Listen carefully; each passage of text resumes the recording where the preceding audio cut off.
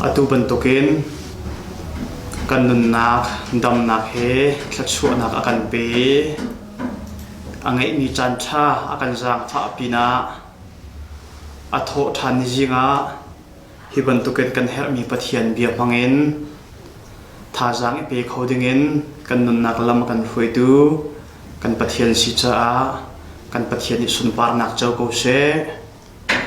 khri fabu nan di lak chunga se se online in thong tha rom rak romi khriya mi thiang nan di lak chunga pathian tla chu nak ko se tu jingi pathian bia kan i rom ting mi chu ser tu le tlak ti salai pathian bia kan rel lai asaya somruk lepali rel nak pariat nak asaya angan somruk lepali rel nak pariat nak simhan selo boy pa nang ma chu kan pa na si kan ni chu tlak bantuk kan si nang ma chu ser tu bantuk na si nang ma ni kan ni chu na kan ser abia kan rel mi tharan pathian ni thlachua na kan pek pia ko se thla kan chamlai ka pathian na dot mi khri fa bu na sina kan her tuk mi nabia mangen tha jang ipe khodingin kan nun nak thlachua nak na kan pek cha kan elom kan nun nak mang tu pathian jang fa nak te in mi pin ha sina nasal pa nun nak mangan nang ma ni bia chimlo khri fa bule arak ngai tu vil te thani thrawa tha jang thar an mu kho nak lai nang kan laka chol chang ding na rian tuan tu sidingin khri jisu naminin thla kan cham anong mi kan pathian amen tlang kan tar chang bantu khan ser tu le tlak ti salai atu nai pathian bia kan rel mi khan simal selo boy pa nang ma chu kan pan si kan ni chu tlak bantuk kan si nang ma chu ser tu bantuk na si kan ni chu nang ma ni na kan ser thil patni achimi hi hin keima kai fian ninga chun simal selo boy pa nang chu kan pan si nang ma ni na kan ser timi pakhat le kan ni chu tlak bantuk kan si nang ma ni na kan ser tia phun ni ase pa dir muna adir mi chu kan pathian kha ase hini zaida achim du kan ti sia chon shing tu pa ni chun affa pa affa nu that nak dinga khan nuna chon piak lam a hu sak chuti chun her ningin tha jang a chu e tan ala phun nang kan chim se chun a fi mi a ho atling mi le e du anong mi fa a si kho nak dengan apa ni fatin ten a ser siam lang mang ai zom lang mang chuban tukin a saya ni pathian nang chukan pa na si nang ma fa la kan si nadu ningin kan nun kho na nga na kan ser siam ti ka chim apani na a tlak ser tu ni ser tu ni tlak ka ai la ke aser ban tu khan kan ni cha tlak ban tu kan si nang chu ser tu ban tu na si nang ma ni na kan ser ti na ka si la bible kan rela hin thlachua pe tu la thlachua pek mi chon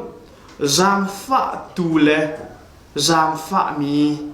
khap tu le khap mi sual ngai thiam mi le sual ngai thiam tu tin phun ni lang mang lika hin kan van rel mi khan ser tu le ser mi ti khe hika hin ikan kho mi se kum zabu theriat lewa teluk rama volei tlak so sot an rak sermi te kha thong ni le pasha november tha england ram london khua nuai us dollar nuai som sari in an rak zur tlak so te asimi kha asiam tu ni ai to tuk le man fak tuk I asar kho mi so kharo harase asuna Genesis angan pani ame pasari kan zawa chon pathian ni tlak kha ai la I mi pa cho asare ama pathian mui keng mui lewin asar ti kha Bible kan zai kup man in vlei chum man fak la do in vasar na man se lo ser tu kan pathian cho hau mat ni kluk kho mi so abik in pathian ne kharo har pathian asina cho vlei chunga million in minong he kan ume chu chim lo lai tlam na minong tam tuk kan ume nar kan nei di mur kan nei di ka kan nei di sam kan nei di kan nei mi ai khat di a hlein kan nei mi thil hi a lo asinain amak tuk mi pakhat chu kan nei mi ai khat di mi chu se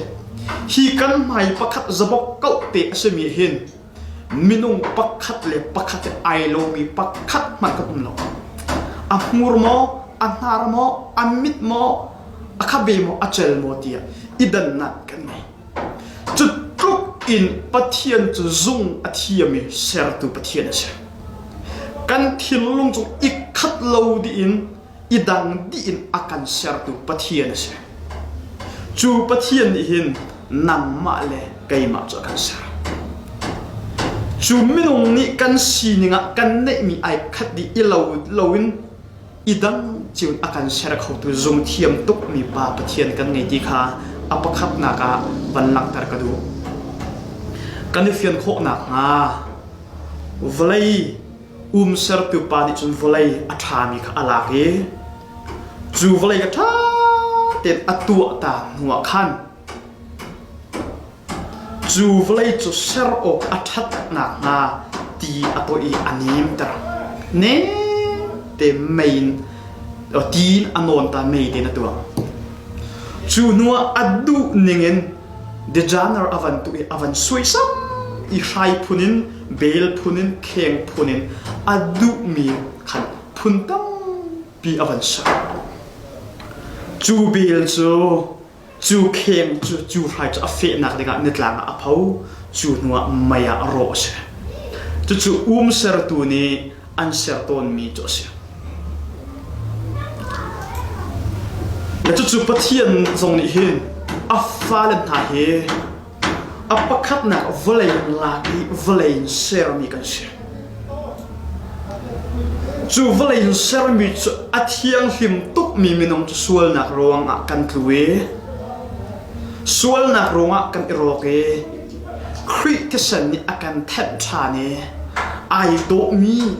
minong khri afa siding akan thisanin akan ser siam tha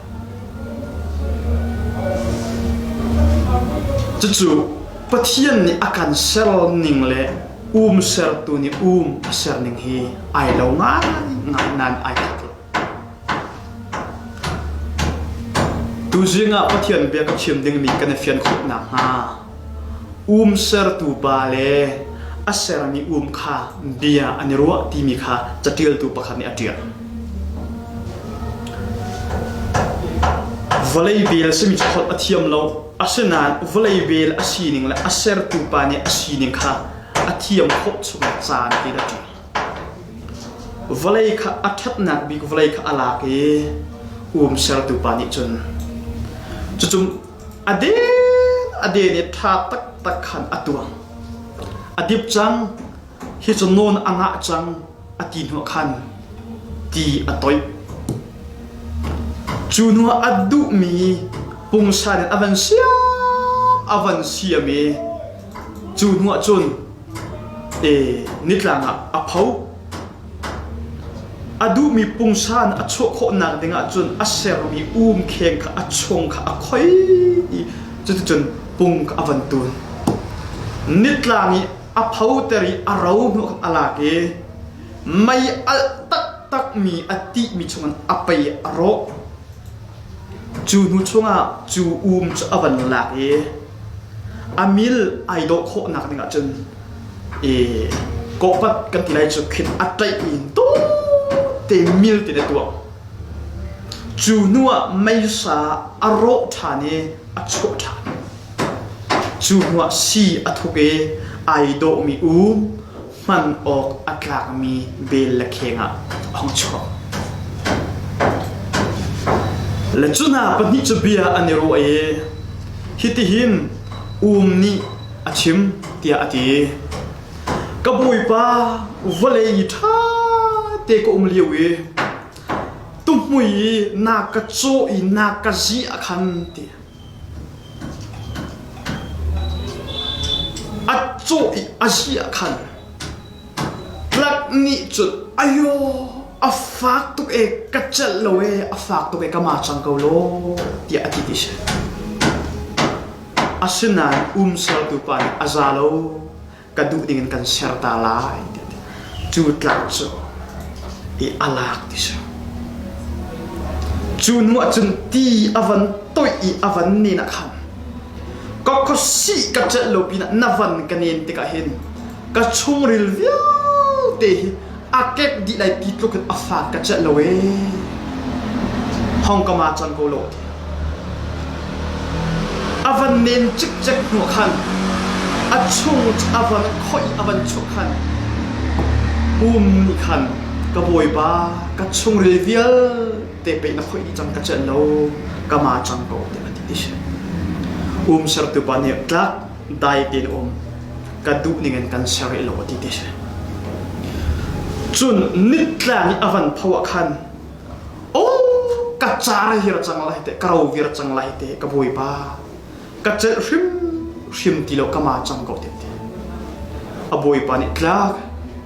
an ser tu ke ma ka du ningen kan ser lai dai tin ati ti she chuna mai avan ro than te ka khan ka boi pa ka tit la ka sa la ka ru via te pe ka di chang ka di nik ai ti chang hi ka ro ko vir chang la hi te avan ki ti se sarap du pa ni tla na ro klai do man ok atlak mi la kheng na si kho na dinga kan sar siam liyo ti se chun hua avan chu e avan zia I avan te khan ka boi pa zang fa na te ka ma chang ko ka vun vial te pe akok di chang lai hi ka chel ti we ser tu pa ni ka du ningen kan seri lo dai din umri atu an chon man ok na tlak ri lo we ati ti chunwa avan la ke maya avan ro than ka boi pa ka chel hrim ti lo hong ka chot chang ko tia mit khi he kan atam ti she a boi pa ni tu tan te lok adok nak chang la in ko man ok na tlak de ma chang ati ti she chu bia cho mai in avan chua nuwa khan si avan tam e do tak khan avan fiang avan siam chu nuwa chu alak e khalang maya thuta kha izo tua zai tuk in da nai do kha izo tua ti ati ti se chu chun ni chun khalang avan zo le akharwa har alaw wow kabui pa hit tuk in mo kar ido hi kat thai bal zia valai so karak ko tung hipan hin ai do coding zoma kai rut lawe man ok atlak ding zoma kai rut law to ko zero da hit tuk hin kai do hi karak lawe sartu pani kan khoi kan ne ni mei kan ro kan ji khan na ram chu ma le na ai chu ma ai kama chang ko na ka ti khan rak in maning lo hitluk ai do mi bel hi kheng al rai hi na chu khau lai lawe natra ko bu afa ko bu khan kan ser siam le kai ma du ningen kan siam tu hin hitluk in ai do mi bel le kheng na chu na ka se asiam liu le asal liu at nu valei ni chon fa nak tampi nen nak khoi nak la meiro nak la zia nak atong nain aser tu pa ni asiam di mo chun du anong mila ai do mile man ok atlak mi bela ong chang kadot mi khri fa bun ha pathian ni hin amma cha man ok tlak amma cha misan tlai siding ser an tip ve tika hin pathian cha hin ser ok atlak mi zoom to sin house city ka boy khri minin vanin som na kadu mi chu vlei bel asar tu le vlei kheng asar tu ni zaitik mana ahak mi vlei aro mi vlei amang ballo anem mi vlei ahman zum zaitik mana along ahake along athong mi pathian ni amang bal talo pathian cha hin anem mi tlak vasung zal anem mi chet vasung zal lo boy pani thlo an chuala minung lai sin nga chon David to san trai lo to khala si asinan aula mi pumru tha mi do mi thok an sanain thinlong athiang mi thinlong ane mi pathian ni azau cha David to chiti athu voitam pi hi khri fa kan sina ka le me piang thar kan sina ka pathian man tlak bumbel kheng asimi kan klom to zai chatia kan thillong aha tuk cha se Jeremiah angan hairiat ahme paruk naka mo Israel sungkhar na ser tu ni tlakha adu duin atu aban tukhin kan tu khau na lo mo kakut sungi a ummi kha kakut sungi a ummi tlak ban tukhe kakut sunga hin nan se Israel tlak ser tu ni adu ning pau in aser ban tukhin chu chan pathian ni hin adu ning pau in an ser te ka hin vui vai lai chi arong ko lai chi nalong dong lai chi ser tu pa ni asari man ok atlak ban tukhin boy pa man tlak midang cha man tlak sidingin boy pa ni ser siamandu vui vai lai chi ti kha pathian bian som kan do efisa angan pani real nak prana ka kan ni chu pathian ku chuak kan si pathian ni thil tha tu adinga arakan tit ban tukin khri he kan ni pe tlai nak thongin thil tha chu kan tu kho na nga akan ser tharmi kan se pathian ni akan ser chan chu ama mui keng ama mui lo pak in akan ser thil tha tu dinga akan ser abia tu dinga akan ser arian ton tu dinga akan ser mi thil vil te up tu dinga akan ser lhika hin pathian ni ama mui kengin aser mi minung ni khan thil tha tu dinga aser mi minung ni khan sual nak ronga pathian he nu an chidi pathian ni an hlat nak akhan Khri Jisu ni chu thil tha kan tu kho nak dinga atisanin anun nakan akan ser tharmi kan se kan pathian sun par nak chaw bu se khri ni ser tharmi na si hi nai hat lo achun zai ki pau in anong ko la khri ni thil tha tu ding an ser mi na si nai hal achun pathian cha nanong la hi naminong hoi cha nanong la midang cha mi kha chuak na salai khri fa mi piang thar na kan nun na ka kharo har tuk mi le ngai khiat ok ngai asemi pakhachu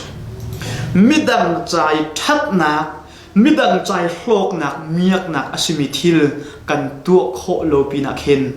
midang cha fa nak bia midang cha kluk nak bia midang cha thil asemi bia kan chim ton lang kan tu huam tuk mi ka kharo har kadot mi khri fa bu na pathian ni thil tha tu dengi akan ser nak he phil loin kan nun chung kan dam chung boy pacha le midang cha nong ko naw si midang chai thil tha na tu kho lo pana thil thlo chu tu ram lao si pathian ni afa le he lungsa te akan ser siam piang akan ser siam piang akan ser siam peng ido na se film na se dam na se an tha jang thong se ilom na se chun inuam na se ni fatin in kan ton mi thil mangen akan ser siam peng ni fatin na ton mi haranak lungor thai nak sifa nak ngai chiak nak na ton tika hin mo vui vai lai chi boy pani man ok atlak mi bumbel sidinga ser siam akadu titukha boy khrit minin thei thau se harnak atong ballo mi zoom tu zai tik mana atha jang athong bal lai lo bible zonga khria mithiam nak he harnak atong ballo mi ahau mat an lo harnak anton mi chungen lungra thainak anton mi chungen tha jang an la pathiana hin tha jang an la than asaya somli le pangaril nak pakwana ka tlak ni asar tu ka bia alangam hamo dang bantuk chiao asve mini khan alangam hamo ni khan aser tu kha akaser na thiam lo tia azai no balmo tia chiao chiao asmi ni khan aser tu kha bia alangam hamo azai no ngam tia asan kan ni chupathian ni akan sermi ni ngahin long atling lo mi le ai lom lo mi le achau hang lo mi kan ta midang rup na kan hu te kan har na midang tei na hlo tin na kan hu te kan har na kan ma sininga kan lom lo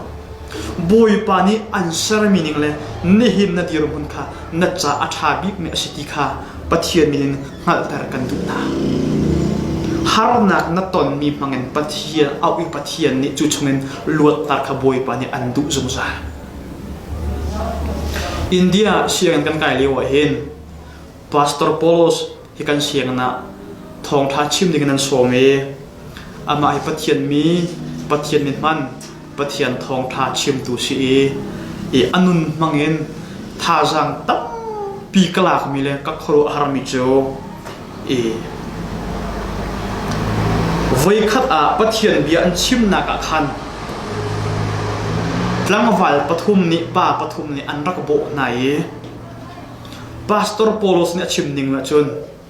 keima kha an ka vuak an ka thok tlok di chik chekin an ka voke chite chun an ka shil te chun pakhat ni kan akat lei te keima hu ngan paka kanu pi cho an di lakin an ipi an sual pie chutika kamit khi atlai ka ngai cha chia ve ko we ti ate pastor polos ni achim mi cho kadu tuk i kai ma zong ni katu kho bak lo ding mi cho ka chunga zaiban tuk an tu la kanu pi chunga zaiban tuk an tu man akhan khri jisu min ka ngai thiam ti nai ate zai cha ti achun ni fatin katon mi thil mangen boy pani sun par nak chau adu e pathian ni kanun kana kha athomi achak mi adam mi ka si kho nak denga zai katon mana boy pani akaserna akasiam nak le akates nak asiti ka ngal cha hin zai thil katon po amen ka ti kho the van rot ve lo zai kup in da afala kan dot mi nupi le ma hu nga ne pani van i picho afoi bak pastor polos ni chon ju asual pi tu na le avu tu na cha angai thiam na pathian minin anu pi chung ni athong me thil vil te jong jang dam te angai thiam chu chu pathian ni aser mi khan polos nun na ka ai do tuk na pathian man tlak bel asina asya nang lagi jatong pa te kan chungi thil atlum na khan kan kuai kan rok kan tlalak mang chu cha pathian man tlak bel kan salo click for van thang ni US rama sui ser tu pani sui aser na kong ti da sim sui anti an tit le an khet le an du mi pungsa na an ser zongbuna an ser thia an ser natona ti khan kut khia an du mi pungsa bo an ser asunan sui ser tu pa pakhat ni chon asui atit mi kha akhedi chu atit mi chadin abi ai zau ti se along atling lo atit lang mang voi tam tuk atit cha ahoy ni ka koi kan koi pa midang ni chun tihin kan sarabal tung lo kan ni voi khat kan tit la pe kan sar ko chu tihin chun zai man namyak tung lai lo na sui pe e ka akal di ko lai hi krom pal long pe atam ko lai hi tia anti ti sa asina sui sar ti pa ne tina le na ka hoi len ha ka ser mi sui ka tit mi kai zo i kai ma mui alak han lo la ka mui kai han lo bo chu ka tit peng lai ka khet peng lai ti chu ban tuk hin i pathian ni hin ama mui kan chuan han lo la ama zia za la ama sing kan nun na ki amu han chung pau hi akan tit ve akan khet ve akan ser peng ve Zechariah angan lai thum api pakona ka ngun an thet ban token kan thet na lai sui an nek sak ban token kan nek sak na lai ngun asin hak alak tiang kha thet asi sui chu ai do na sui asina alak nak tiang nek sak asi chu ban token pathian hin kami ka fa nan sina kan ser chan na mui nan kan halo chung po chu kan nek sak na lai kan thet na lai kan khet na lai kan te ka dot mi ka khri fa hoi na ni na pathian ni hin adamin arak kan ser chang mi minung kha sual nak ronga pathian he kan la asinan khri athi nak ne akan ser than nu hin pathian mantlak na seve mo mini mantlak bum label kheng label na seve mo na pian tharna kumra kumkul asakau lai naen mini kheng chunga rol an sui an ei ban tukhin nang ma nun mangen pathian that pathian dot na midang ni an ting chau ve mo kachimi kanot than lai uma ser tu tlak aser tu pani zaitik mana volei hak in bum label asiam ballo volei nem mi aman zum zai pathian ni hongkap mang ve se pathian ni ka sar ve se ti ne du achen anem mi ba se zum zai na thil lung nem tar zum zai boy pa au nak ha zum zai ka chunga boy pa na du pan to ken se ter se ko se tia pathian he zaizong vil te amen te kau na si afa big mi thi na inding zonga khan jisu di chun kapa nang ma du bang se kau se ate pathian ni asar mi ning khan amen ati ko chu cha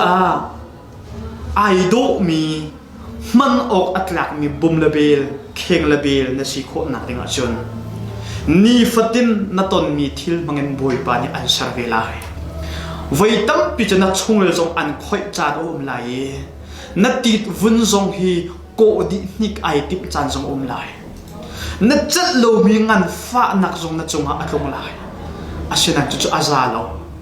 boy pa man tlak na si nak dinga ama adu ni an sel lo khan man ok kan tlak lai hebrul he ni ape prok nak a zaitin dia boy pa ni adot mi na chu achip rin na e fa i achau han mi na chu avel ton na arakti fa asimi chu achip rin na e fa i achau han mi chu achip rin achon pia avel ton na ati chu cha pathian fa asimi hin vai tam pi sok nak zong kan tong lai ngai chet nak zong kan tong lai